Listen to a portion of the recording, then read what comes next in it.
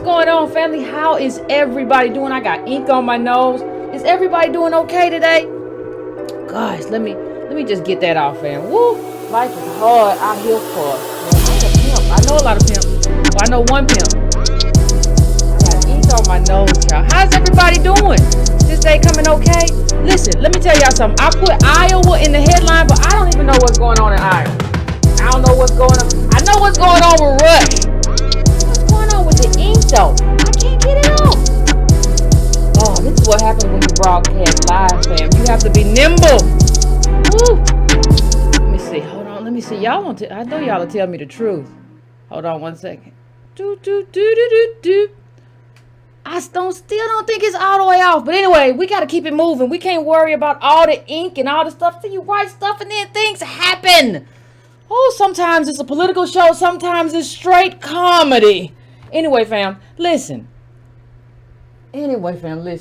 Rudolph, Yvette, the blue nose, political commentator, is here. And let's have the conversation. Listen, hit that like button for me while you're here. Good gosh almighty. Hit the like button. Please do that while you're here. Go to patreon.com/Carnell. Y'all ain't got to laugh so hard in the chat. That's just mean-spirited. I'm just playing. Also, you can go to subscribe-to-brown.com as usual. You can go to donatebrown.com. You can go to whatever you want to go to, but please hit that like button. Please hit that bell. Please subscribe. If you have not already subscribed, please do that. I would appreciate it. Thank you so much.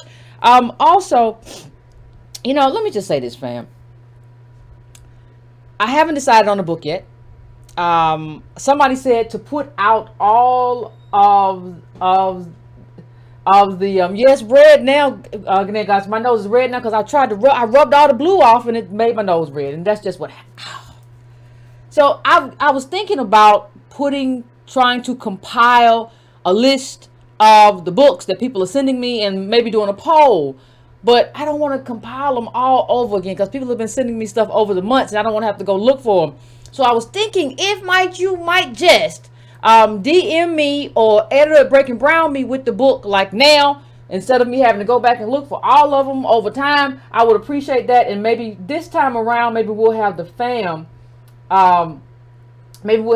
vote on what we think or what everybody thinks is like the best book that we should be reading. Okay, so let's definitely try to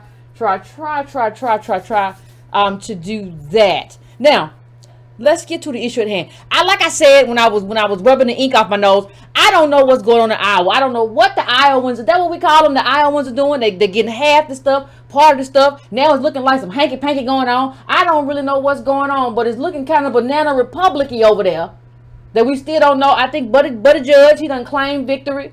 Poor Joe Biden, he over here somewhere. It didn't really go well for him. I don't even know what he's still doing in the race. You over there with Klobuchar look like, and then I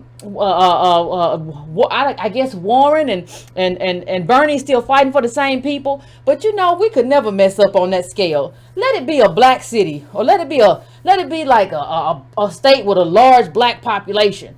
And they mess up and the caucuses mess up and they discombine. We would never hear the last of it. What is y'all doing? Like, how is Iowa still the start of this whole thing? We have to have a conversation. Do we have any ADOS Iowans? Is that what you say? Is that what they're called? The people from the Iowa. Huh? Is that what they call? I just don't know. I just don't know what's happening. And I think we need to stay tuned because one of the things, let me get this straight. One of the things that might happen, it might be some stuff going on over there. I heard some stuff about Buttigieg was connected to the person who was doing something with the app and all this stuff. Whole lot of stuff going on over there. So we just gonna keep that posted. We're gonna keep now. If we have any black houses, I don't know if we have any. I don't know if there's such a thing. But if there is, please keep us posted and call in so we can talk about it. We're going to get back to some of that stuff, but I want to go to something else right now while we're having a conversation. Fam, we have to talk. We have to talk. I guess we have to talk. I kind of try to avoid this subject. I kind of try to, in a way, avoid Rush Limbaugh because he came out and he said he had the cancer. And I'm going to get to him, the advanced cancer. But I wanted to get to something to lead me to him. Like to frame this conversation in the way I want to frame a conversation. Because when you think about Rush Limbaugh and why people liked him and what they said about why they liked him, they said, well, he was an advocate for us and he was a storyteller. You know, he knew how to do good radio. Now I'm paranoid. But he knew how to do good radio and all that kind of stuff. So I wanted to kind of talk about, you know, I think that was the book club where we had the caller come in who lived in Germany and talked about the Jewish community and how the government there treated the Holocaust in such a way that you never forget what happened, right? And it's so different from the United States of America. And I wanted to go back there for a minute and deal with that, but I wanted to deal with something else too. That leads into all of that. See, it's all connected. You just got to know how to connect the puzzle pieces. Now, something came out when we talk about what Rush Limbaugh and storytelling and the Holocaust and who told the story of the Holocaust, and we talk about reparations, because reparations for Holocaust survivors been going on generations. We have reparations pushing now for reparations for ADOS. And so this whole thing came out with the toolkit. The toolkit came out. They got the toolkit out here. Right? And Sheila Jackson Lee said, I have a toolkit for the ADOS. Now, first of all, let me just before I even get into what I'm going to say, a toolkit isn't like a serious thing to do. A toolkit is like, I want you to know how to go vote. This is your toolkit. You go in there, then you pull the lever. Once you pull the lever, you do this. And then, if you need trouble, you ask your polling person. This is what to find. Your polling person out to the right. Out to the left, you're going to find this. You have a little card. You plug in. That is a toolkit. There are toolkits for all sorts of things.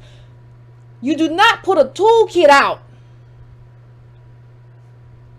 for a massive reparations agenda. It is too important for something like a toolkit.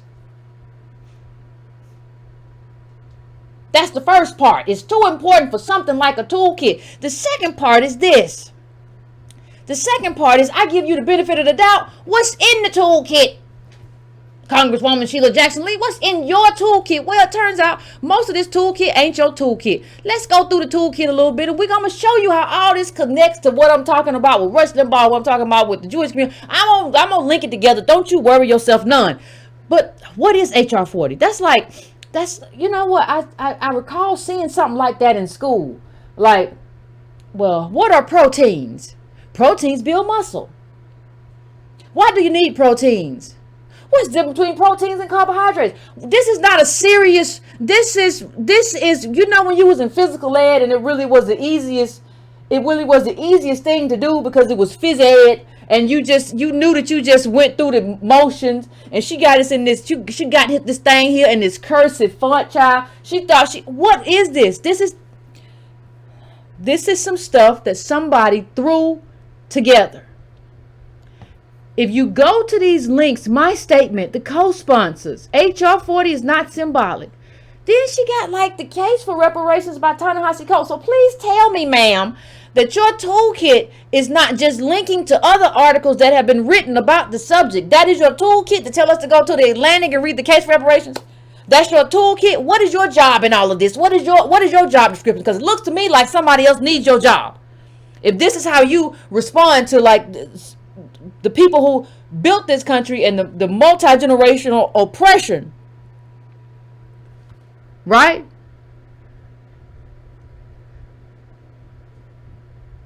What is that? Where it says Ta-Nehisi Coates, is that an H or an N? Is that Ta-Nehisi? Is that, I can't tell. But wait a minute. Is it Ta-Nehisi? Did she spell his name wrong? It's so much going on here with this little cursive stuff she got going on. But what kind of graphic is this? I remember doing graphics like this. Remember when MS-DOS came out? I know I'm showing my age, but when the Apple was on the computer, that little Apple and the MS-DOS, and we got cursive. What are you doing? I want you to, then, yeah, his name is Ta-Nehisi, like T-A apostrophe N-E-H-I-S-I. S.I. Ta-Nehisi Coates. You couldn't even spell the man's name right. That's how quick. That's how quick. Let me move this a little bit.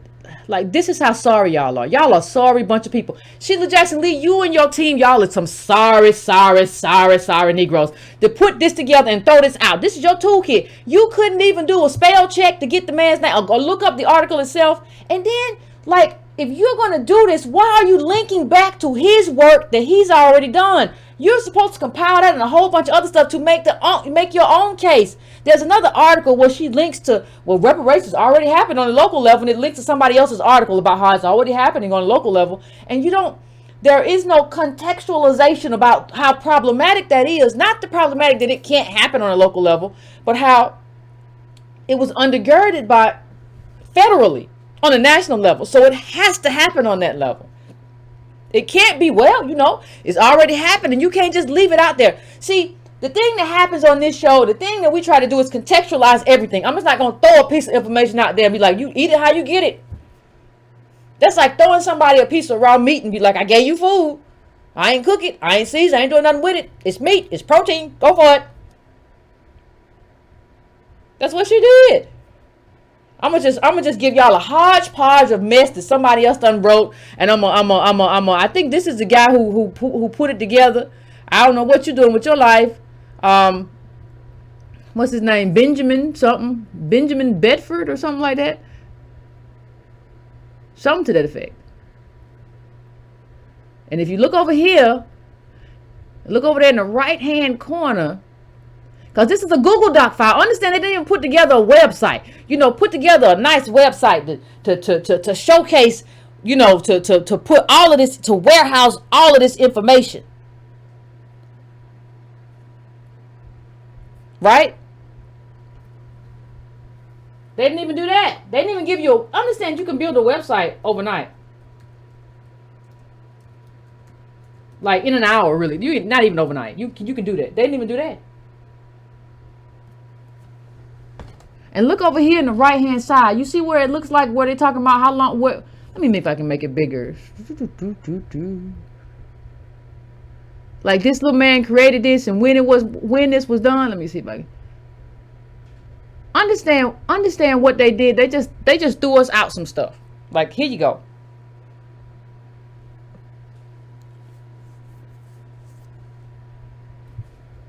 Here you go. Take this. We're going to throw something together because there was apparently this little caucus, and Roland was dressed up in his African garb that he got from Ghana. And they had a leadership council or something. And they probably said, well, what you need is a toolkit. I don't know who told you that stupid stuff. You need a lot more than a toolkit. But I think how I'm leading into what I'm about to talk about. And some people are like, how in the world is Yvette gonna go from this hodgepodge of a little thing that Sheila Jackson Lee threw up to like Jewish reparations and Elie Wiesel? Well, because it's simple. Who controls your story and who tells your story and who communicates that on the legislative level and to the rest of the world is very important. The people who are communicating this, Congresswoman Sheila Jackson Lee, and the reason that we've kind of backed up from HR 40, it's obvious when you do something like this, you have to begin to understand what people are telling you. Right? They're telling you they don't care. When somebody puts this up at this time, right? This is a few minutes. They put this thing together a few minutes before they tweeted it out.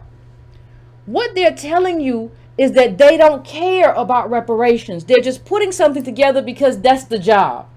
That's the job that they have that's the job that they have to do. I don't really care about it, but that's the job that they have to do. I'm gonna throw this together hodgepodge, cobble together some stuff, and make it fit, throw it out there to the Negroes. They won't know, they won't care. They'll say, ooh, a toolkit. They don't know that we're a little bit more advanced than that little throwing out a little hodgepodge of stuff. That's not how it works no more. So when you tie that together with, there is no clear, right? There is no clear way or clear group or anything like that the reason, I don't even like a lot of times when people compare, the Jewish community to us. I like it because I understand how it fits in terms of their suffering, our suffering, and it fits. It's the closest fit, but there's still some stuff that doesn't fit, right? In terms of being white and not being used as chattel slaves and not being used as a commodity. But like the woman who called in, it during the book club, there's still a fit there, and there's a natural fit there, and that fit leads to understanding of how you would go about to build the case for reparations, like what that would have to look like. And I want to talk a little bit about just what that looks like in terms of building that case. But the other part about it I want to talk about is the people who have to make that case.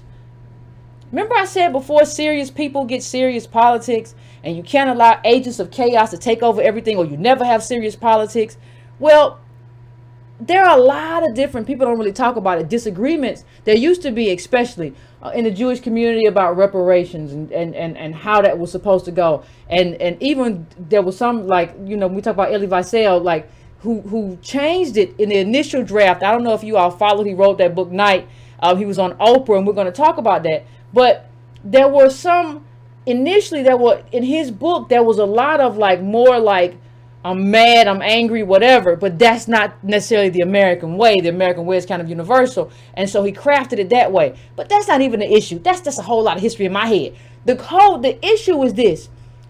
You have to have serious people, not just serious lawmakers, but you have to have serious storytellers. And the group kind of has to anchor itself in the story of ADOS, anchor itself in that story, which is a traumatic story that we don't seem willing to anchor ourselves in. So let me just read a little bit from this, and we'll get back to what I'm trying to get through. After Hitler's defeat in World War II, the newly democratic government of West Germany knew it had to face the evils of the past. Sounds familiar. Nazi industries that used slave labor, such as the steel and artillery producer Krupp, were dismantled. High-ranking Krupp CEOs were judged war criminals at the Nuremberg trials and imprisoned. Whatever happened to the Confederates in this country? Let's keep it going. Pressured by Israeli leaders David Ben-Gurion and Chaim Weizmann, German Chancellor Konrad Adenauer agreed to pay 3 billion German marks in reparations to Israel between 1953 and 1967. Germany also paid 450 million German marks to the World Jewish Congress and International Federation of Jewish Communities and Organizations. In negotiating the German reparations agreement of 1952, Ben-Gurion invoked the biblical question from Kings 21:29. Have you murdered and also inherited? Now, of course, every German had not murdered, right? But it's not intended in the literal sense. Have you murdered and have you also inherited? What fruit are you eating? Who is that fruit from? And who is being murdered today when we look at parchment? Who has to fail in order for you to eat that fruit? So have you not murdered? And have you not inherited? What I'm saying to you is that the case to be made for reparations, of course it's a data case. We have made the case for data. Of course that's it. Of course this debt is owed. Of course we understand that. But there has to be a phenomenal ability to make a case for reparations that is also a moral, ethical one. That was a biblical case. Biblical is a moral case for reparations. We need to be able to make that case in a very serious way. Because what happens is people undermine it. This little stupid old toolkit was undermining it. It's not serious. And this moment, you not only need the data is the pillars. That's the pillars that anchor everything. And yes, that makes the case. It absolutely makes the case. But see, people are built of a lot of different stuff, right? In terms of, I can make a case. It's like an attorney goes into a courtroom. You can make a case with the data. He came out of, he wasn't at home at this time. And it took him this long to get there. And he was there. And da-da-da-da-da. All of that. Make the case, though. At the end of the case, if somebody got hurt, you're going to talk about the widow and who's lost a husband, don't have no kids or whatever. In this moment, what I wonder is, where are our serious people, our philosophers, right? Our ethicists, right? The people who we have we have drawn out this bone. And then to some extent, we have been ethicists and moralists in our capacity as ADOS in talking about what this means and what this looks like. We have contextualized this. But if you haven't won, you can't just say, I did enough to win. If you haven't won, you got to keep going. You got to put more meat on that bone. We don't have... And I think it's because, but we don't have enough people who are living their lives. Like, when you have to understand, when I was talking about, when I said what I said about Elie Wiesel, this was him with Oprah, and he made it his life's business. Forget what, I don't want to talk about his politics with the Palestinians. I'm not co-signing anything. I am saying what he did with his life to say, I'm going to use my life and my burden in terms of what I endured and Nazism and all that stuff. I'm going to use that for my people. That is the mission. Given where we are as a group, what I'm trying to figure out is why more of us haven't made that our mission. Now, I understand Sheila Jackson Lee, she's not ADOS. Maybe she doesn't feel necessarily invested, right? But I think we have to be invested, not just in the data. The data is one part of it. So when it's not moving like I want it to move, I always ask myself, what is the other part? What is the part that we're missing? And we've done that part here on this show. We have absolutely done the part where we talk about what this means in life. But I don't think enough people are playing the role that they need to play. Let me just put up a little bit about Elie Wiesel, about something that he said. It says, this is from the Washington Post, it's a quote.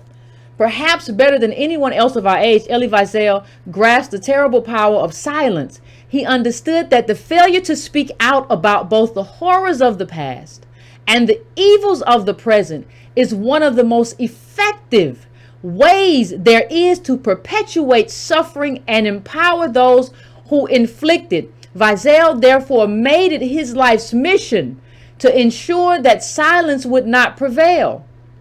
First, he took the courageous and painful step of recounting the Holocaust, bringing it to public attention in a way that no one else had before him had done. His harrowing chronicle, Night, originally titled "And the World Remains Silent," forced readers to confront that most awful of human events, to remember it, to talk about it, and to make it a part of their daily lives. Not just something you learn about in history class, but your daily life.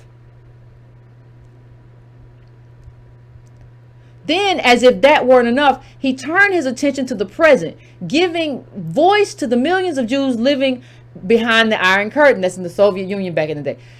Although he is rightly hailed for the first of these two achievements, it was the second, he told me on several occasions, for which he hoped to be remembered. Wiesel first traveled to the Soviet Union in 1965 as a journalist from Hearts, on a mission to meet with Jews there, and was shocked by what he saw. Those with whom he spoke were too afraid to recount Soviet persecution, terrified of reprisals from the regime, but their eyes implored him to tell the world about their plight. The book that resulted, The Jews of Silence, was an impassioned plea to Jews around the world to shed their indifference and speak out for those who could not. Now, let me just say this. And like I said, I'm not co-signing any of Wiesel's other beliefs about Israel or whatever. That's not my issue. I'm not doing international relations. You know,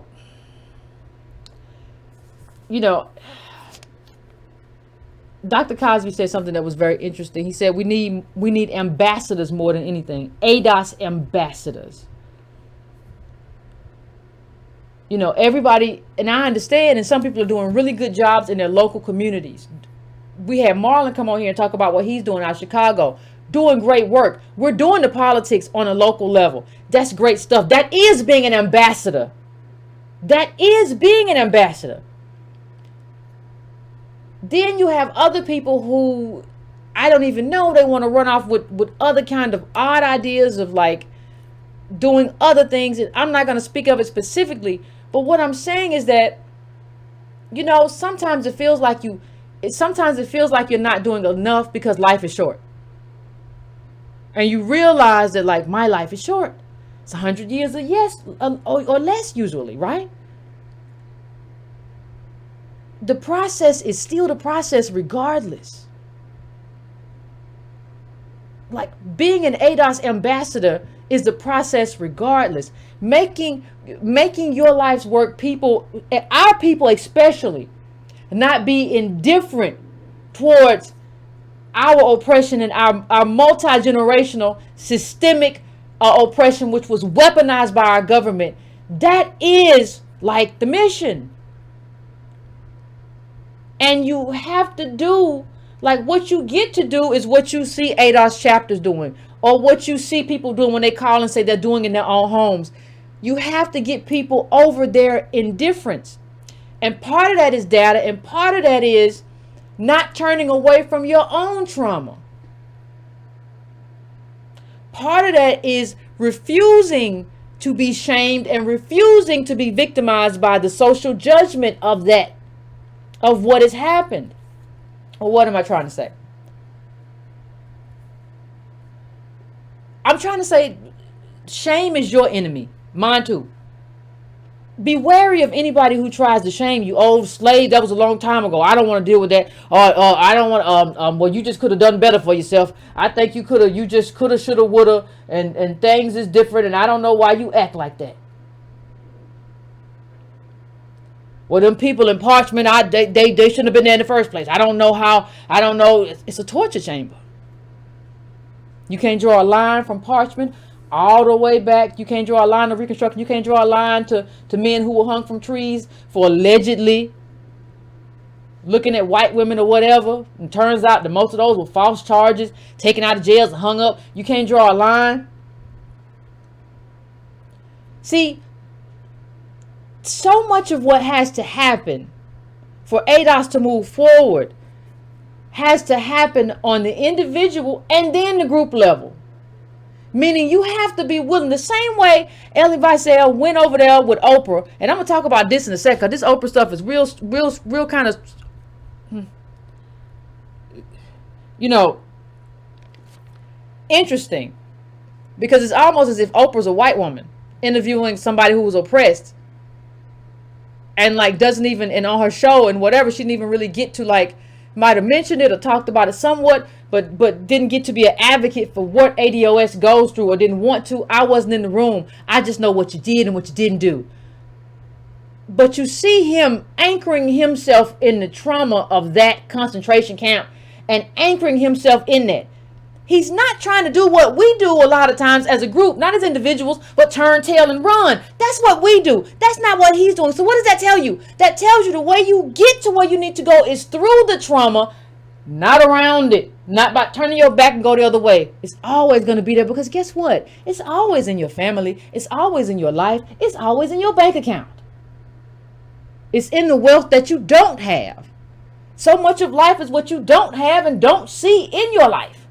What you don't have access to. So when you see him talking to Oprah, it's very interesting what he talks about and the specificity of what he understands about, you know, if you get a chance to go watch that Oprah interview, go watch it, because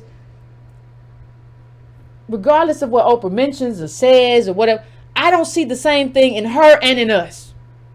Not only the understanding, but the willingness to say, hey, this is the fight. This is the fight that I'm in.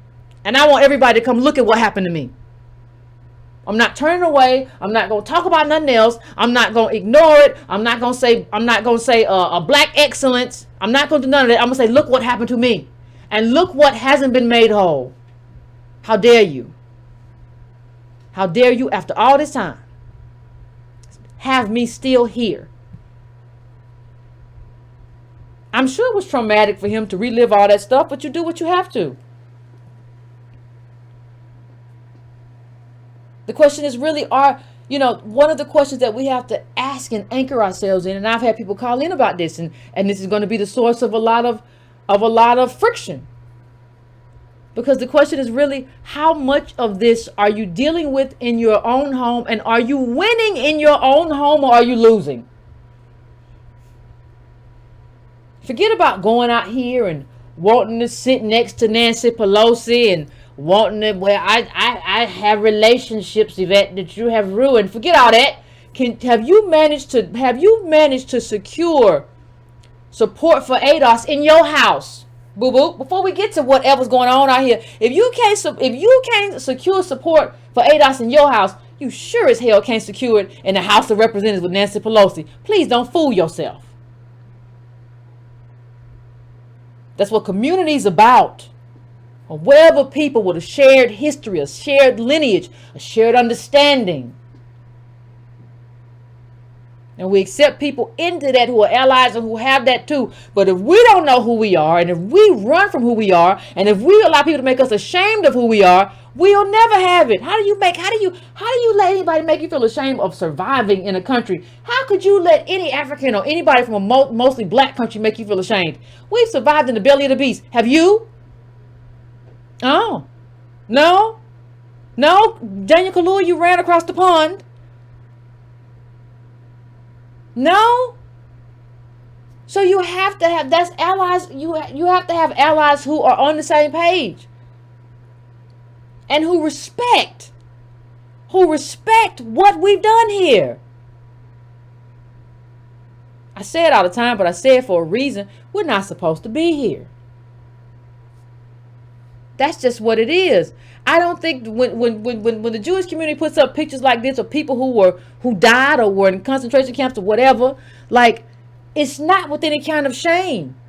They say never again for a reason. They have decided you're going to see this all the time because you're never going to do it to us again. And we're going to try to get power how we get it because you're never going to do this to us again. We're not going to be victimized like this no more. Now, you can feel how you feel. But what I'm saying is that push. And I know there was a refusal early on. There was some Jewish people who even called reparations blood money back then. But what I'm saying is that push is what we need. And being ashamed of something that we didn't do and something that we didn't inflict, shame will get you nowhere. Well, we just gotta get past that. We just gotta. I put up a picture on Twitter of a former slave. 1936, he had a horn that was used to call the slaves. 1936. If you go to my Twitter account, I think it was probably a few days ago, I want you to look at his shoes. Look at his clothes. His jacket has holes in it. His shoes has holes in it. But the expectation is still for you to, what happened, you work for free to build American wealth out of that. And I don't know how a group of people who are still here after all of that could be made to feel ashamed about anything. And now I'm going to pivot, because I have to pivot, because people are going to, and this was a good article about it too, but I want to pivot to this. Because one of the things that we have to do, this is just part of it, about preserving our own history. Because a lot of the stuff that we see, or we see as necessary, like we want to do the sexy stuff, right? I want to be over there with Pelosi. I want to be over there. Yeah, I want to be talking. I want to be drinking champagne with her and have a conversation and see what we could. Nah, a lot of that is not the work. Not for this moment. That might be the next moment. But we're not critical mass yet. And the critical mass that we need is a critical mass that is unconcerned Because we've done all this other stuff before, but we try to put on airs and walk in there like, well, we here now. We in the room. Yeah, you at the table with no food. Everybody else eating. Everybody else tearing stuff off the bone. You in there with no food. Your plate empty, but you got to sit at the table, right? We did it wrong. We did it wrong. We started walking in the rooms with no wind at our back. So we walked in the room by ourselves. And everybody knew when a black politician walked in the room, you by yourself. You ain't got nobody. Well, I got the people who voted for me. Yeah, but they don't really love you like that. They ain't coming here for you. They don't support you like that. I can kick you in your butt right now. Ain't nobody gonna come. I can put it on video. Ain't nobody gonna come show up for you. So tell me again what kind of power you have. We did it all wrong. It doesn't work unless you have wind beneath your wings. And that wind has to be a mass of ADOS supporters that they know if we don't get this right, they people gonna be real upset. But part of that starts with you have to, like, this history. You have to preserve that history. You have to preserve it, because if not, it gets destroyed. It goes away. They already done rewrote all the books. The stuff that needs to be done in this moment is kind of drudgery. Like, shout out to everybody who showed up for the book club, right? Because that's the work. Like, it might not feel like work. Like, you were like, no, Yvette, I just read a book. It wasn't work. That's the work. Because I'm going to tell you something about that book and books like that book. Books like that put an imprint on your heart. They stiffen up your spine a little bit. You know how you walk. You know what shoulders you walk on. And you know what was done to who. And you walk different. You move different in the world when you know your history and your lineage. You move different in the world. That's what we need. We need people who move different in this world. Because see, people who move different in this world don't fall for the banana in the tailpipe. When you see Rush Limbaugh, they don't fall for the banana in the tailpipe. They don't fall for, well, Yvette, you know, I don't like Rush either. I don't like him, but you know, sometimes he says stuff that's okay sometimes, and sometimes he says stuff that's wrong. Yvette, you tripping on Rush. You tripping on Rush. He got a black producer. Yvette, he produced this show. You tripping. You know, like, I take it as I get it. We just talked about Elie Wiesel. We talked about storytellers. Rush the storyteller. What kind of storyteller do you want? What kind of storyteller? See, because the thing is, I don't think, even though you might not listen to Rush, I don't think, because most of us don't, we're overwhelmingly a Democratic population, liberal, whatever, just by the numbers. That's not me saying that. But I don't think we have enough vitriol for people who do that. You know, he has cancer, so he's in the news. That's not my business. But for storytellers who use those stories to kind of mock and make fun of our oppression within America, I don't think we do enough of that. And I don't think we understand enough of what we do, right, to validate people like Rush Limbaugh, who are anti-intellectual, who said smoking don't cause nothing. It's smoking. It's secondhand smoke. Firsthand smoke takes 50 years. Now you got the cancer, right? And you were a smoker. So I don't think we hold him accountable enough. But the second thing about it is, I don't think we understand. Like, this guy's just anti-intellectual, and so much of what he said when he talked about smoking was just wrong. Right? It wasn't scientific. It wasn't based on science. It was based on him getting another contract. But let me just say this. There are a lot of people out here right now who criticize Rush Limbaugh who don't realize they are Rush Limbaugh.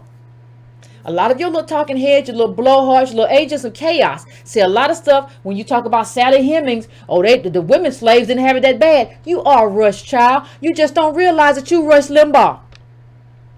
You're just another version of it, but you're anti-intellectual. You don't know nothing. You just get on TV and start talking. You piece together a bunch of stuff. You find a little piece of information here, a little piece of information there. When last time you read a whole book, all the way front to finish? You can't name it. You are him. Everybody trying to get to the bag a different way. Listen, this man. Let me just put up some of the stuff he said. Let me just put up, because I don't think we understand, like, we don't listen to him, so we don't really hold him accountable. Let's just go through some of the things.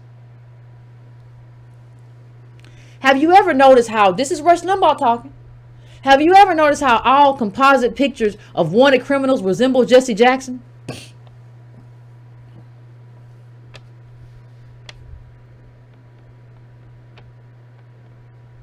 The NAACP should have a riot rehearsal. They should get a liquor store and practice robberies. Rush Limbaugh talking.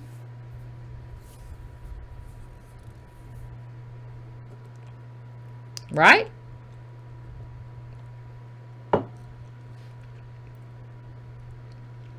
Responding to a caller who said black people should have a greater voice on issues. They are 12% of the population. Who the hell cares? Rush Limbaugh talking. We built the population though. Now, since we're talking about him talking, I want you to see what his money looked like. To say this garbage that he says every day to just kind of keep a certain group of white people worked up into a frenzy. Signed $400 million contract for 8 years. That money should buy you some really good health care. Good luck.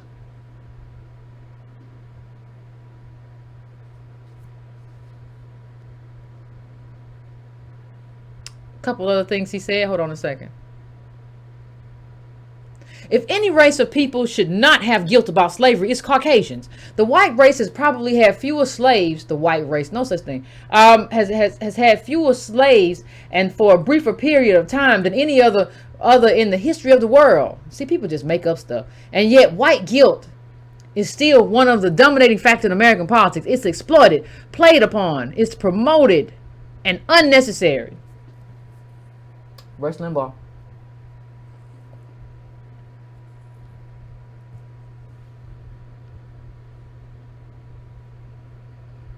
In a Newsday, in a 1990 Newsday reported that Limbaugh snapped at a black caller who confronted him saying, "Take the bone out of your nose and call me back." Rush Limbaugh.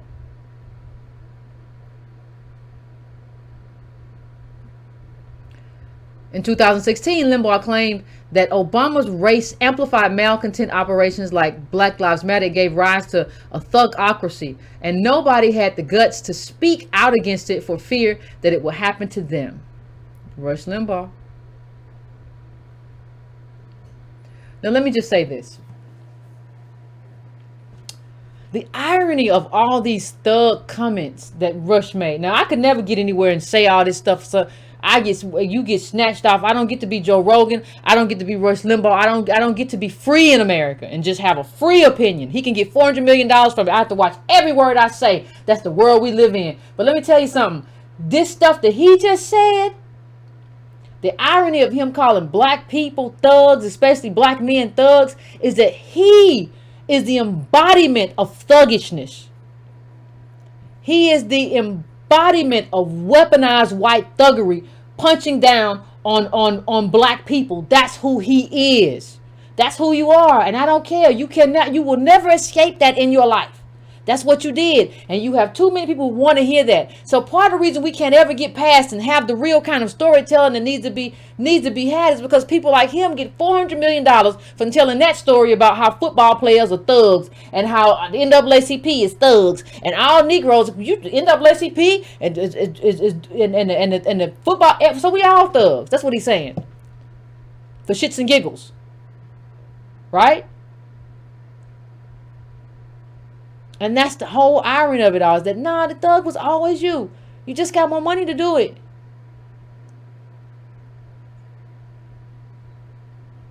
And your life is white life, in the sense that, Rush Limbaugh, you got more than you deserved out of this life. You never deserved for being abusive and nasty. You never deserved $400 million, not in a million years. You got far more than you deserved in this life. So I wish you the best. But you got more than you deserved anyway. And I know a lot of people who have gotten far less than they deserved in this life. And you helped that happen. You participated in a diminishment of this group. I'm concerned about this group. I ain't running around talking about everything he did here, there, to and fro. No, this group, this ADOS group, you did that. And one of the things we have to do to pull ourselves away from that kind of thing is we have to be a group. We can't be anti-intellectual like him. Well, smoking don't hurt nobody. Yeah, until you get cancer. And all of a sudden, it's a whole different ball game. You participated in this. And I don't care. Like, stop being this person who, well, he be right sometime, Yvette. You know, he right about the Democrats sometime, Yvette. And sometimes he right about, you know, other stuff that y'all agree on something. I don't care. This is a man who moves, when he talks about ADOS, he moves with stereotype. I don't care what nuck, buck, shuck, and jiving man is his producer. Don't matter to me. And I'm not talking about that in a generalized Republican. That don't even try to act like he's Mitt Romney. This man is a whole different animal. He made all of this stuff. People talk about Trump. He made Trump possible. Please don't talk to me about that. When you got to get into the mindset of when somebody speaks ill of your group and goes in on your group and stigmatizes your group, we finished. Cut it off. It's over. We done. I ain't got no stuff to talk about. We ain't got no. What we got to talk about? What we got to talk about? What we got to say? What you got to say to me? He said, well, what he said? No, we ain't got nothing. You have to be that serious about group. We ain't got nothing. I ain't got nothing to say to you. I'm never listening to you. Come on now. Laughing, just laughing at old stereotypes that got Negroes hung. He's laughing and trading them around. How do you know who listened to that? What police officer listened to that before he made a stop? What police officer listened to that before he formed his idea of what, inner city youth, which is meant to mean black? How do you know this man is forming? He's a storyteller. That's what I meant about storytellers. No. You can't go along with them. And I don't care whether it's Rush Limbaugh or some pimp talking slick game about how black women didn't have it bad in slavery because we was with massa. I don't care. This anti-intellectual stuff has got to go. Ain't a doggone thing wrong with a book. Ain't a doggone thing wrong with an article. I don't care whether you listen to it. I don't care whether you have to read it. I don't care. Ain't nothing wrong with it. Don't let nobody tell you every time somebody talking about books, they're trying to get you to stop that stuff. That's how you get led by stupid people. People don't know nothing. Everybody can read an article and read a little data set. Everybody in the Breaking Brown chat done read a bunch of articles and read a bunch of stuff. You can read. Anybody tells you reading ain't fundamental. And every time you ask that person for a book recommendation, they give you the same 3 books. You know why? Because he ain't read but 3 books. We got to stop this. Now, I can't control who the next Rush Limbaugh is going to be. Maybe Sean Hannity, I don't know. But we can't co-sign none of that because we believe in part of it. Well, he was kind of with you. I don't care. You've done too much. You've crossed too many lines with me. We got to have lines, and ain't no coming back from those lines. Well, he invited me to a mixer. I don't care. You got to understand that. I don't even understand. The history of large-scale slavery in the state of Missouri. Listen to this. In the state of Missouri began in 1720, when French entrepreneur named Philippe Francois Renaud brought about 500 Negro slaves from Saint Dominique. I can't pronounce stuff. Save my life these days. Up the Mississippi River to work in lead mines in what is now southeastern Missouri and southern Illinois. These people were the first enslaved Africans brought in mass to the middle Mississippi River Valley. That's Limbaugh's family. That's where you come from. That's why you believe what you believe.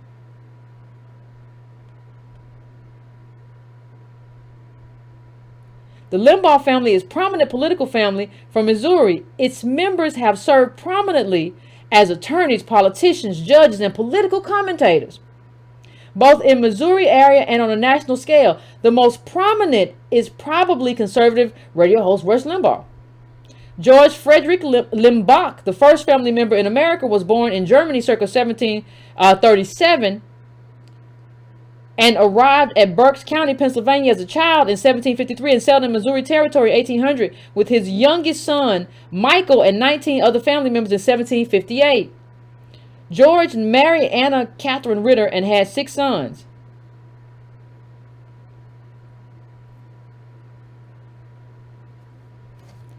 His story is not your story. His story is not my story. And his story is built upon our failure and oppression. Of course he wants that to continue. Why wouldn't he?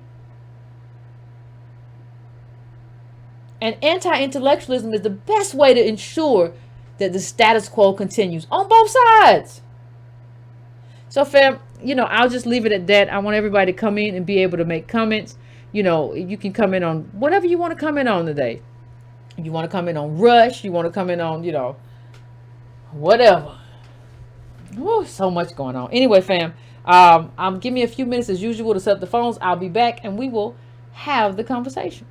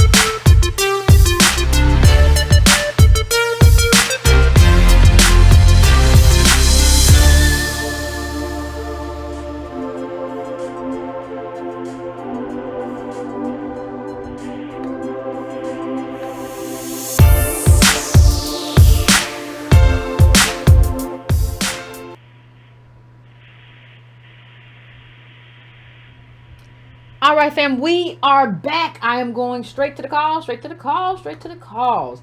I am going first to 240. 240, what's your name? Where you calling from? What's on your mind? Hi, Yvette. This is Carl. I'm calling from ADOS DMV. What's going on? How you doing? And I just want, not much, just enjoying the education that you keep giving us, the political education, and we're becoming wiser and wiser thanks to you and thanks to God for you. I didn't have any comments on a particular thing you're talking about tonight. I just wanted to say about the book club. I suggest the Green Book, and since it's not a cover-to-cover read, might be less stressful for everyone, and we could just plot a trip, like say from me here in DMV to my mom's house in Huntsville, Georgia. Where would I have to go to rest or stop or to get gas? Oh, you gonna do a whole project? Right. So that's it, and that's all I had to say. Other than thank you, and you and Tone, and y'all are going down in history. And thanks again. We love you. Thank you, fam. I appreciate it. Thank you. Love you back. He got a whole project designed around the Green Book. People gave me suggestions the other night. I got to find the notepad I wrote it on. The other night when people got into the book club, they had suggestions. I wrote it down. Got to figure out where I put it. Anyway, I'm going to my next caller. I am going to 951. 951. What's your name? Where you calling from? What's on your mind? Yeah, this is David from Southern California. What's going on, David? Been listening to you. How you doing? Pretty good. Been listening to you for a while.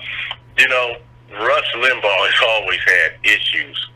He was hooked on prescription drugs back around 2010. You can probably look it up. I remember. So, he's never really been a bright person.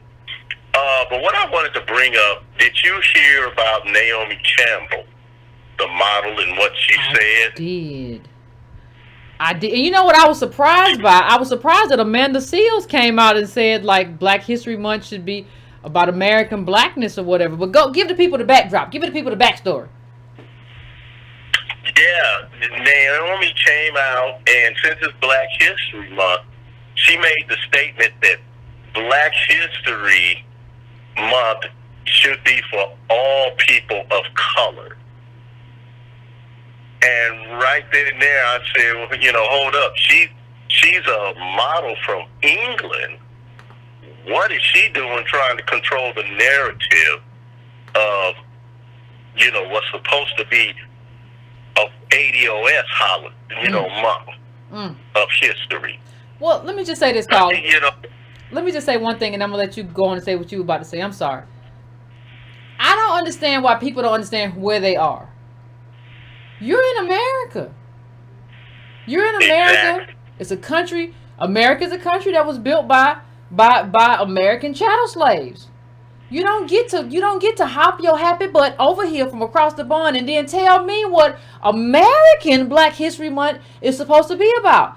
This is America. Did you forget where your plane landed when you came over here to take advantage of opportunities? You have to, I would see. The thing is, let me just say this, Carl, and I'm gonna let you say what you gotta say. I don't understand. I'm not a disrespectful person, right?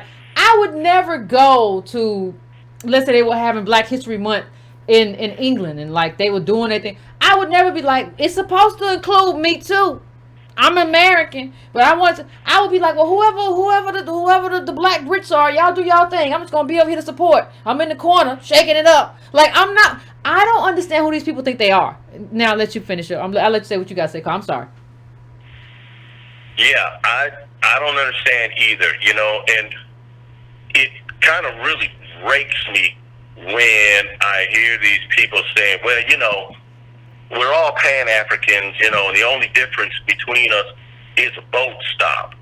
And I'm like, well, no, not exactly, because, there's cultural differences, and, we just basically see things different. But hold on. I'm old enough to be... Hold on, Colin. Let me just, I got to interrupt right there. There's also a contribution difference. I'm not judging nobody. I don't judge you, but we built the richest country in the world. Did you? Now go on, Carl. I'm sorry. Yeah, well, that's what I was about to get to is that, I'm old enough. I'm a child of the civil rights movement. And I look at these people and I ask them, well, where were you when I got put on that bus and sent off to that white school? Uh-oh. Where were you when I got called those names all day and had to learn about reading, writing, arithmetic, and racism. I said, you done come over here after the struggle and the fight and reaping the benefits, and you're going to start telling me what to do, how I should see things now? No. Mm-mm. So I said, you might have gone through something, but you need to go back to your country and fight it out with the French or whoever, was mistreating you. But for you to come over here now and start telling me and trying to control my life and narrative, no, I can't take that. Not anymore. I'm with you. So I'm with you. That's all I wanted to say. Appreciate you, fam. Appreciate you. You have a good night. You too, fam. I forgot about that, but I saw it. But I was surprised at the old man to see it. She normally known for saying all the worst stuff, but she came out and said shit. People black. Why is that even something somebody has to say? Naomi, if you don't get your modeling butt down and sit down somewhere, who made you anything worth anything? People want to be like, don't say this about Naomi. No, I don't care. Who are you? Who are you to rewrite American history? You're in America. Get somewhere and shut up. Because we built this place. Now, we have included everybody. We always include everybody. We just be loving on everybody, and we are loving people. Come here, baby. Have some food. That's who we are. Fine. Wonderful. Do you think you get to come here and tell me what you think? Why should I care about what you think? I don't care about what you think. I ain't never sat around nowhere and said, I wonder what Naomi Campbell thinks about this. I ain't never had that thought a day in my life. No, we're not having a global African Day. This is American Black History Month. That's what it is. This is about our contribution to America. Do countries not matter anymore? Or, I know what you're trying to do. You're trying to make where you come from, and your contribution isn't really America. It's somewhere else. So you want to bring all that over and say, well, it shouldn't really be Americans because I got a lot of friends who did stuff elsewhere. Well, you go figure that out and get them a Black History Month wherever they from, and you go handle your business. Leave us out of it, Naomi. Walk the runway. Okay, pivot. Watch yourself. Going to the next caller.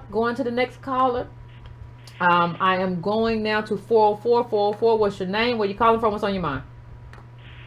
Hi, my name is Yvette. I'm calling from Decatur. What's going on? And hey, what's good?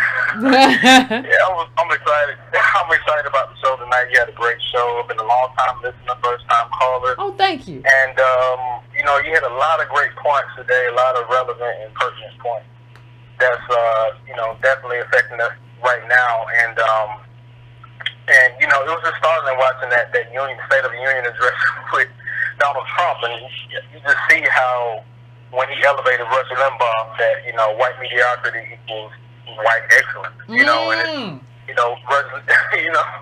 So Rush Limbaugh being one of the most simple-minded white people that's on the air, getting paid $400 million is definitely a problem when white mediocrity can be raised to that level.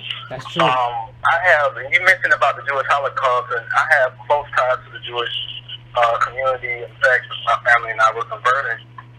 And so we do know a lot about Jewish thought and our plight, being ADOS, are considered under the Jewish law or Jewish Holocaust is called damages. And under damages, we actually are supposed to get back double what was taken from us.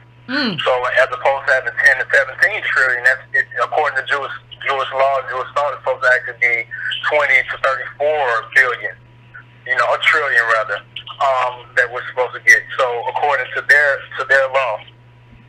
And also, lastly, when you always speak about there's a direct line from slavery to how we're affected to this day. And I know that personally. My family is from the country, from a little town in Talbot County, Georgia, and I'm a millennial, and I'm a part of the first generation in my family that hasn't picked cotton. So my great grandfather and great grandmother picked cotton. My grandmother, who was still alive, picked cotton, and my mother and her brothers picked cotton. So I'm a millennial, but yet I'm the first generation who has not picked cotton in my family. So when people say, slavery is so far away, and I'm hearing about my our uncles picking cotton. Just last Thanksgiving, they're telling stories about picking cotton. So there's no way that I can run away from slavery because I gotta hear about. Yeah, especially in the South, fam. Like my mama picked cotton. Like it was like I swear to God, it was like a holiday, a year and a half, 2 years ago. My mama got into it with my daddy because he told her she didn't know how much cotton she picked. She's like, you a damn lie. I know how I carried the bushels. I know how much. I thought they was gonna come to fisticuffs because she was like, I know how much because we had to weigh it. I was like, shoo. So for anybody to say like that's so far away, no, it's not. You're just not here to hear the holiday stories. I don't know.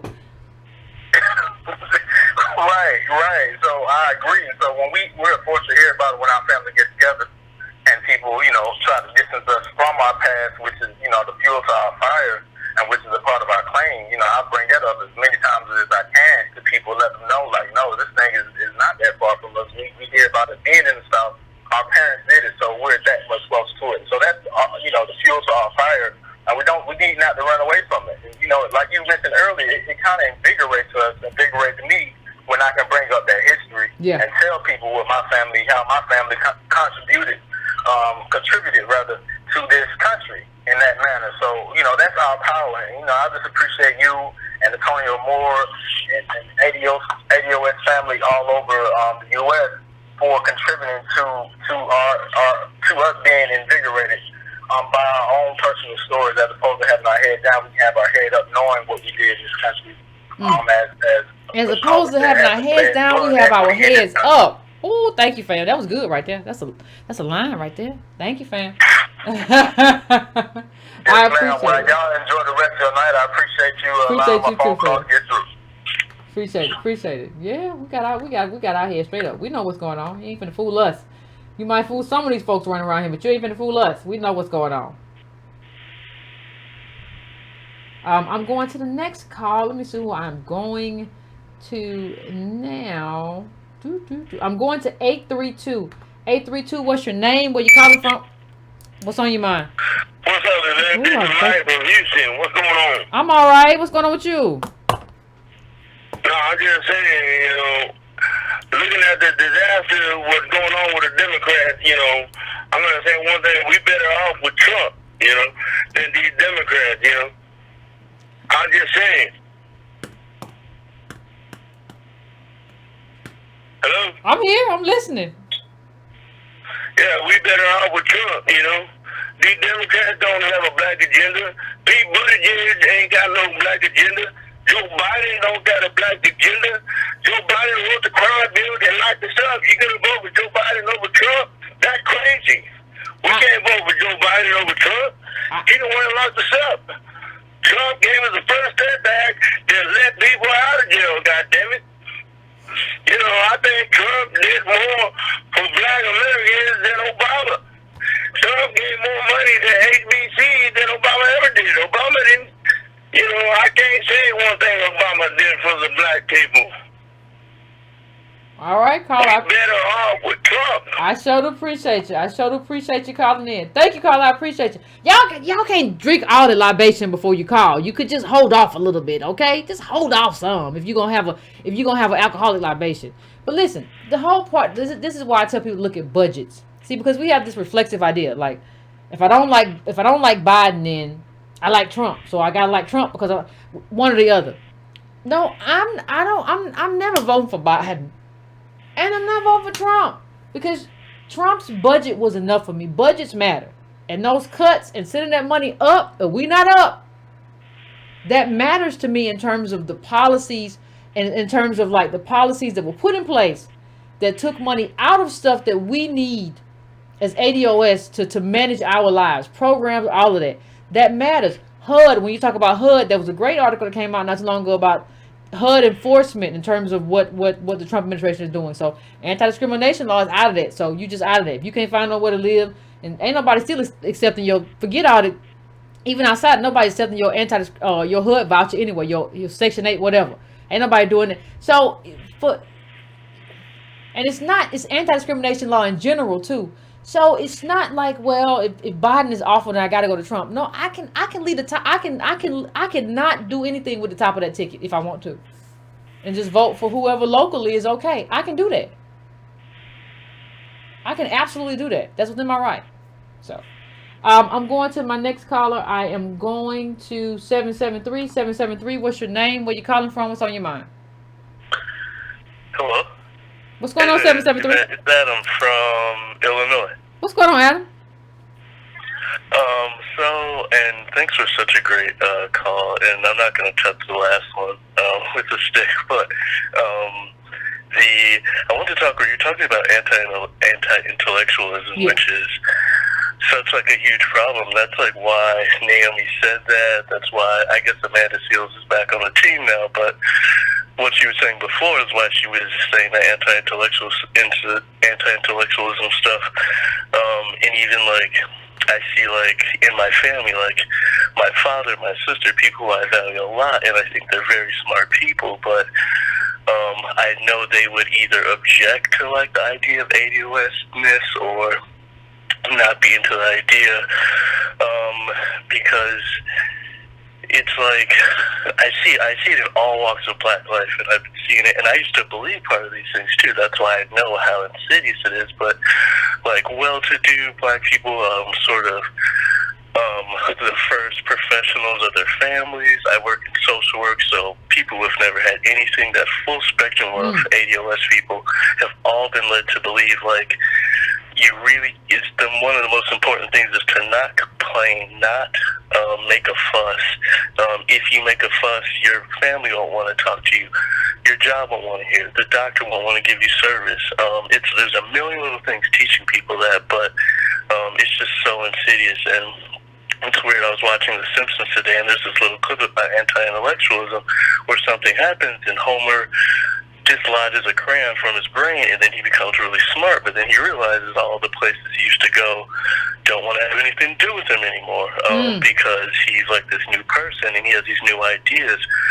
And then I was also watching something about the People's Republic of China, how it's just so many other countries where a way to like keep people down was to like scare intellectualism out of people, make them not want to like deal with these issues, and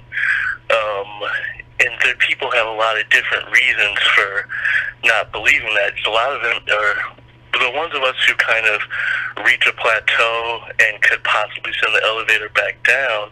We end up rubbing shoulders with white people so much that we pick up a lot of their aloofness and it's a part of culture across the board all over Earth. This like aloofness. It's very uncool to complain, and we pick that up because I used to kind of be like that myself. Where I had all these wrong ideas about Blackness when I was much younger, but so kind of like middle upper Black people pick that up.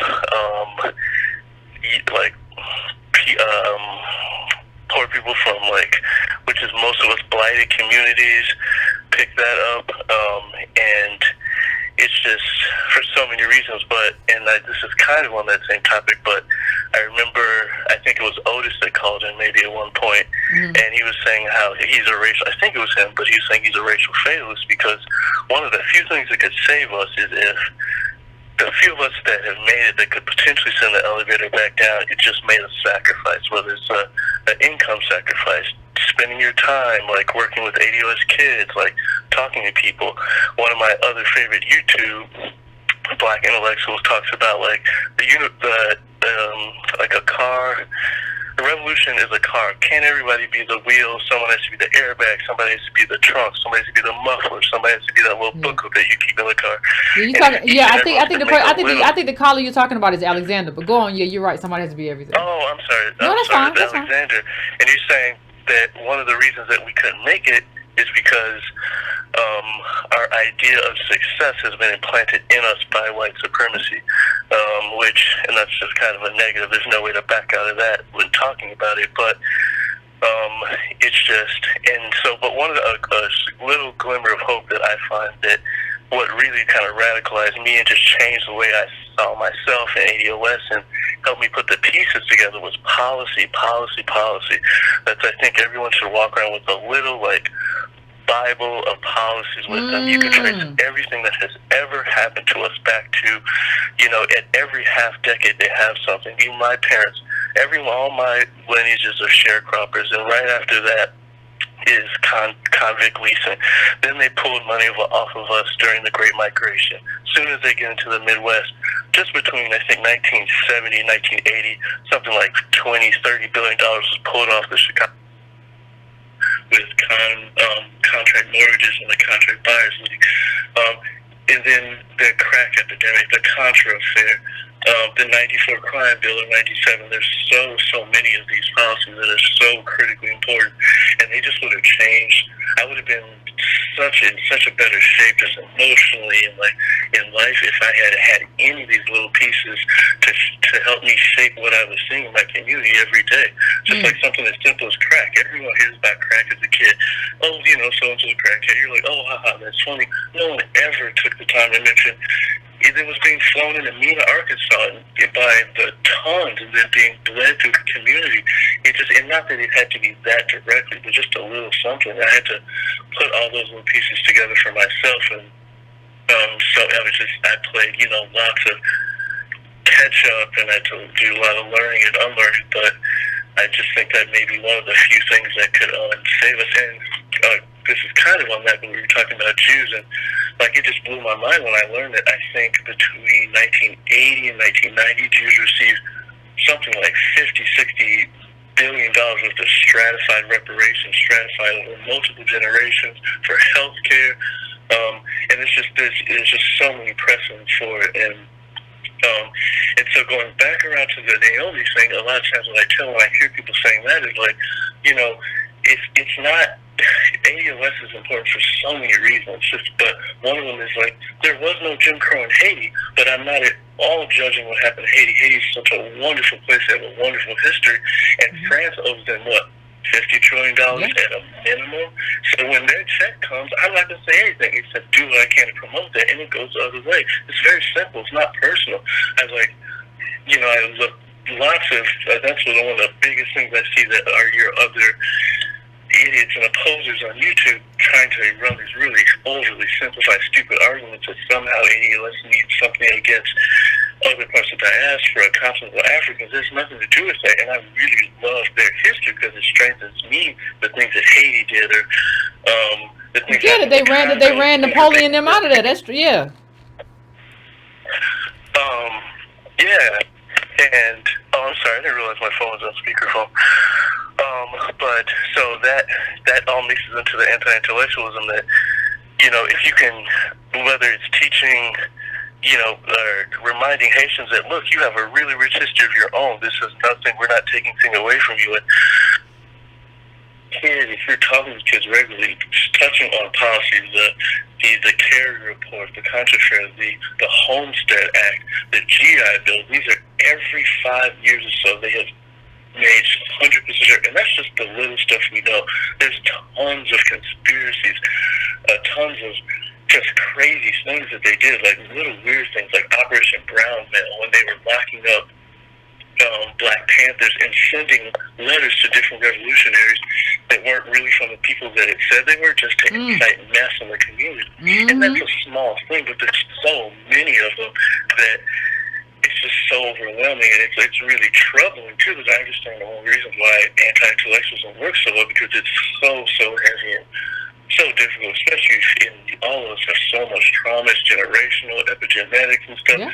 So the more you learn, it's just so painful, but we're strong, we can do it. I know no one could ever do. I know ADOS's blackness is, we're equipped for it, we're built for it, definitely. Like you just saying, we're not even supposed to be here. But so I understand why people avoid learning about those things, because it can be difficult. But if I had started young, I think, one, I'd be rich now. Not that that's what's really important, but I would be able to do a lot more, and I'd be further along.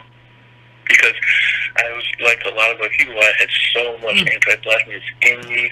I had so much.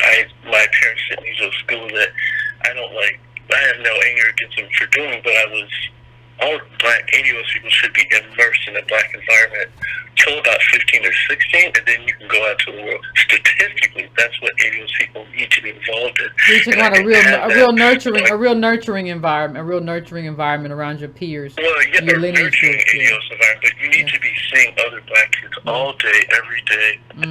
Having Black teachers statistically, nurturing ADOS for Black kids, but like having those policies that are really, ADOS I think it's teachers just could like get put, you know, to, because if can you imagine, and I was really fortunate, like some of us are, but if you're, you know, walking around every day, you see your people living third world lives, like building adversarial relationships with authority figures, and just us struggling in every way. You have to put the pieces together yourself as a kid, like any human would do, and so you make assumptions, and no one ever tells you otherwise. So you think, well, maybe we just aren't, you know. And you hear people say, niggas ain't shit, you know. And I get, and I understand. We've learned that through just hundreds of years of having that bred into us and stuff. And like, there's so many reasons, but. Yeah, so I'm sorry, I know I'm all over the place, but that the anti-intellectualism thing is just something I bump up against so much and can be really disheartening. No, I understand, Colin. I understand. Yeah, and I understand the other point you made too about having to piece together stuff yourself. Like, you know, it doesn't work. It doesn't about having to piece together stuff yourself. I understand what you're saying too about that. Like having to piece together life and then having to re-piece it together later in life.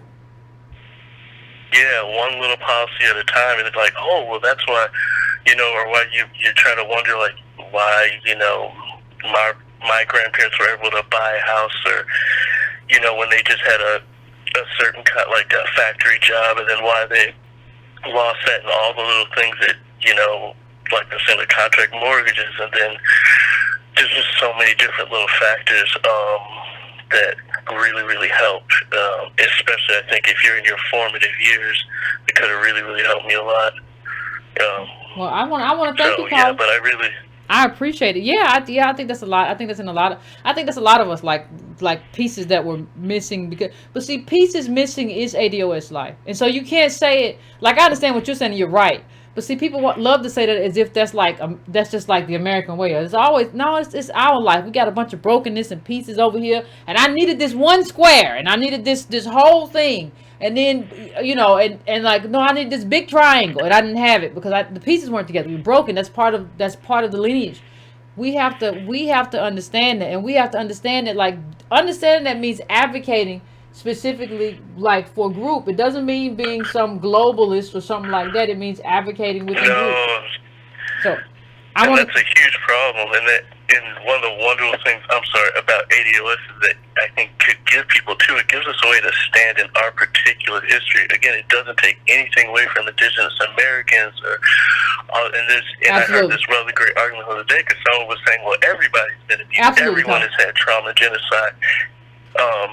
Absolutely. And the person said back, well, if you want to let people like European, the ruling class off, that's on you. That's fine. But my thing is ADOS. That's like my direct lineage. My parents or my grandparents picked cotton. We're sharecroppers. That's just that's what it is, and it doesn't take anything away from that. And the fractiousness, the brokenness is speaking directly to a community. I appreciate it. Still a lot of people. No, you're right, Colin. You're absolutely right. I want to thank you for calling in, but you're right. It speaks to a lineage, and I think I thank you, Colin. I thank you, Colin, for calling in. But let me just say this to what you said. I think the people who are saying that, like, are saying what you're saying, what you're right, because they are saying that. I think they're lying. Like, I don't even think those people mean what they say. I think they're being disingenuous. ADOS has been around too long for you to be legitimately confused, that badly confused at this point.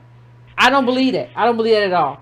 I'm going now to 561. 561, what's your name? Where you calling from? What's on your mind?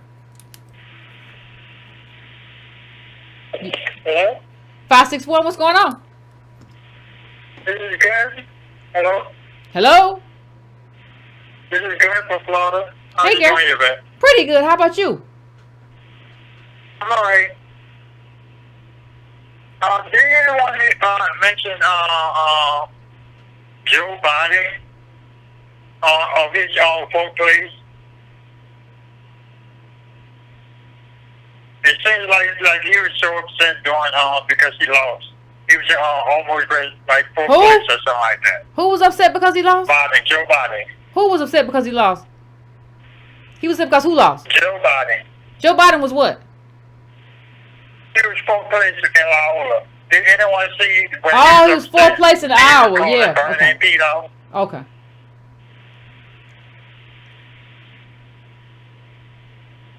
Yeah, hello?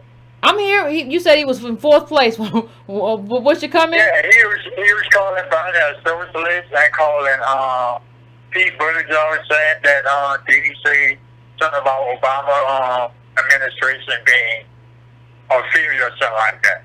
Oh yeah. I didn't want to see that or no. I saw something like that. Right. I think he's throwing Molotov cocktails, but I don't think it's gonna work. I think he did. Thank you, Carl. I appreciate that, but I think Biden is out here throwing Molotov cocktails and all kinds of stuff because he didn't work. And he was like, well, you were just a mayor of South Bend. You ain't really have no experience. And I agree, but like Obama didn't have any, so you don't have a whole lot of legs stand on there. Joe Biden, I think you might be bought out of this thing if you don't get your stuff together. And I don't know how you can get your stuff together because your stuff ain't right. Anyway, I'm going to my next caller. I'm going to 205. 205. What's your name? Where you calling from? What's on your mind? Hello. 205. What's going on? Hello. 205. What's going on? I hear you. Do you hear me? I can hear you. Okay, go ahead. Okay, great. So I'm in the DC area, okay. And I'm sure you know what DC is about. But recently, I've just been dealing with a lot of just like white and black mediocrity, and it's just been sort of taxing on like my mental health and just like the things that I go through, because you expect it from white people, but when black people here at the universities start to gaslight you, you just start to really, get to a point where you just don't know where to run, where to turn. I had a really terrible experience at a famous HBCU here, and had to leave because I just didn't get the support I needed because I was the only ADOS person in my class, and so I was surrounded by Black Caribbeans and Black Africans who, they flaunted our experiences as ADOS in their outward phenotype, but could not feel in their hearts, what it is to be ADOS. They couldn't feel in their bank accounts what it's like to be ADOS, and they just looked at me as an outcast. And how university done changed, ain't it? Hey, I mean, I didn't say what the school was. You said an HBCU in Washington D.C. Or what you talking about? I guess you're right. UDC, though, is connected to the HBCU, but you're right. So, Howard University has definitely, I don't know if it's changed, but I know in my experience here or there was something that I never expected. It was a big, for me, being the first person in my family to graduate college and then to go to graduate school and then go to a professional school was a really big deal for me, and my family was really proud, and they were definitely proud that I was going to an HBCU to pursue my education, but they had no idea what you go through being ADOS and one of those universities in 2020. It's not the Howard or the HBCUs of yesterday.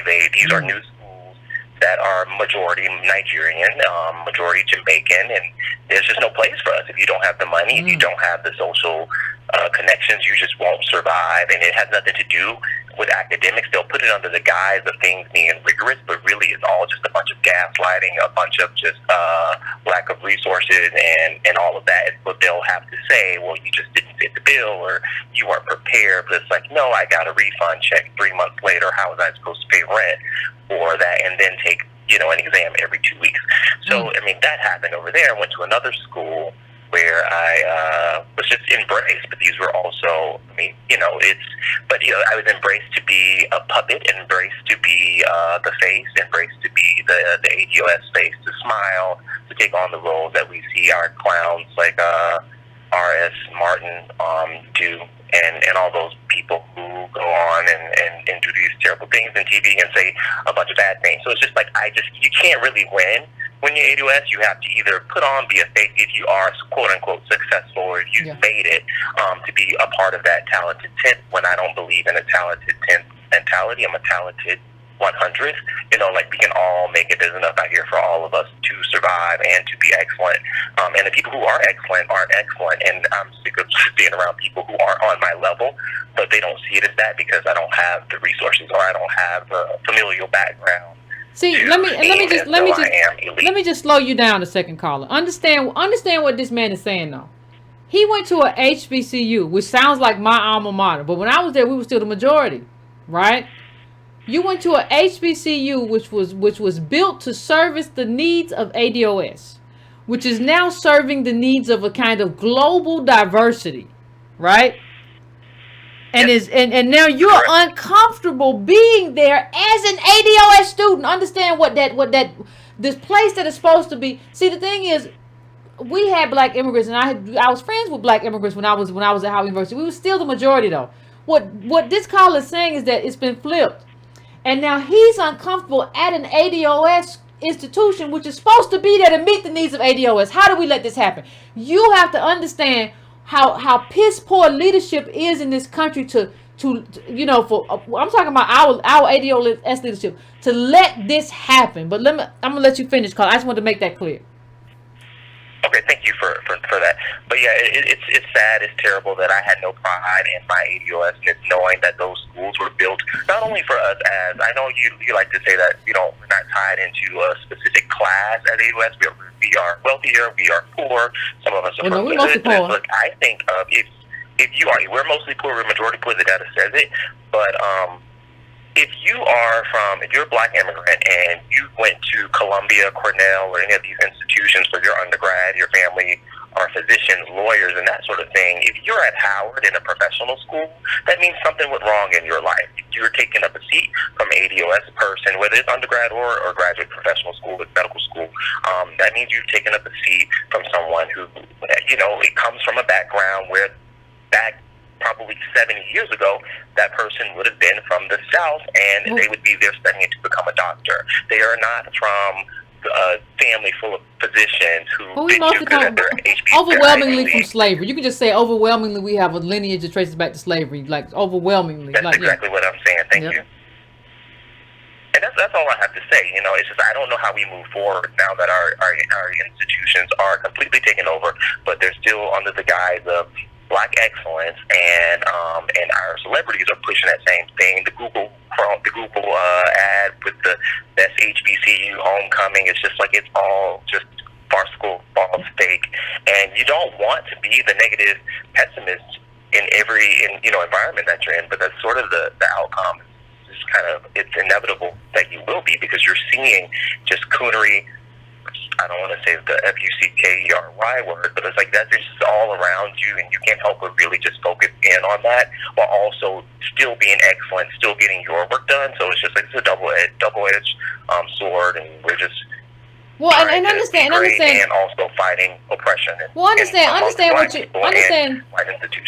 Understand what you're really seeing, though, caller. Honestly, what you're really seeing, though, and I'm gonna let you have the last word, but what you're really seeing. You really aren't a pessimist. Like, people call you a pessimist, but you're really the realist. Like, you have to, I think that's one of the things that has to happen for us. We have to define ourselves. Like, I know people interpret you as the pessimist, but you're really the realist. I see this, and I know this is going to fail, and this is effed up. I see it already what it is. I'm being made uncomfortable here. I can't stay here. I see it already as what it is. I think you have to see it that way, but I think you're exactly right. Yeah, I think you're exactly right. I'll let you have the last word, though. Okay, thank you. Yep, that's it. I agree. I know that I'm the realist. I know that I stick myself in realism, but when you start in realism, day one, you don't really let off of it, and you try to figure out a way to be fake and blend in. You end up still just sabotaging yourself. So I just think we have to, stick to reading facts, stick to community within ourselves, and making it work, and continuing to speak out and advocate via policy. And yeah, hopefully, we'll see some change soon. But thank you for taking my call. No, I appreciate it. I absolutely agree with you. I absolutely agree with you, Carla. I appreciate you. Absolutely agree. Thank you so much for calling in. Yeah, that was a lot. Going to 737. I'm coming to you. What's your name? Where you calling from? What's on your mind? How you doing, Yvette? Pretty good. How about you? I'm all right. My name is Andre Richmond. I'm out of Houston, Texas. Okay. I'm ADOS Houston. All right. Yes, ma'am. I'm going to do this like a lightning rod. I'm going to just, come in here, never call, first time caller, long time listener. I say thank you. Thank you.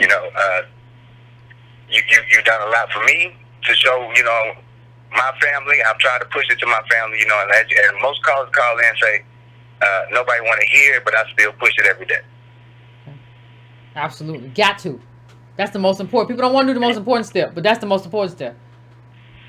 Yeah, you know, I mean, here's probably the only person I can tell my story. You know, my mama was an addict, never had a daddy, and I've always been out here just pushing on my own. Okay. I come out, I went to college, just graduated last month with my business management degree, and trying to just change and do everything I can to stay on focus and push these policies that we are trying to get our agenda pushed. Absolutely. You know, I'm not going to hold up too much time. You know, thank Tone Talks, thank Zoe Williams, thank everybody that brought me to you, you know, because without them, you know, I don't think we would have a chance out here. And I'm going to keep pushing and fighting with the group, with the team. And thank you again. Appreciate it. Thank you so much, fam. I appreciate it. I appreciate it. Thank you so much. Going to 310. What's going on? What up, man? You know, I wasn't even going to call in. The last caller made me call in. Appreciate him supporting all of these different shows that bring different content and just trying to actually better himself. You know, last time I called in and talked about the black millionaires. This time I want to talk about black folks. And I don't know, I guess, if everybody, you know, it's funny because I've heard they come back again now to, so what's your solution? So we created ADOS. Now everybody asking again, hey, Yvette and Tone, what's your solution? Let me give you everybody my solution. Become an ADOS ambassador. What do I mean? On a basic level, if you got because I don't have one, if you got a 22-year-old, a 24-year-old, are you and them doing the book club with Yvette show? And I don't want to hear you can't get your 22-year-old to read. Because if you can't get your 22-year-old to read, I don't know what you're going to do about some politics outside your house. And I'm feeling like I got to slow things back down because part of the reason that that's the level ain't got nothing to do with Tone or Yvette. We messing with some bad Play-Doh here, Yvette. I told you that earlier today, right? Mm-hmm. You did. There's been a whole failure. I mean, I don't think we understand when you get to a level where the HR 40 bill is being held by a lady that's Jamaican, that's basically saying that she ain't for reparations, and only people in her comments are our people. If you go into the actual like Twitter threads, when she posts, it's only our thousand active Twitter posting under there. I don't know what the rest of Black America does at night. It ain't even like a discussion, a back and forth. I don't know what everybody else does at night. The lady that's running the reparations bill to talk about some kind of black agenda post a post about a toolkit and only ADOS is in here. But I'm saying this because I got to bring it back to numbers because maybe that'll help everybody understand where they place in this society. Not because I put you there, though.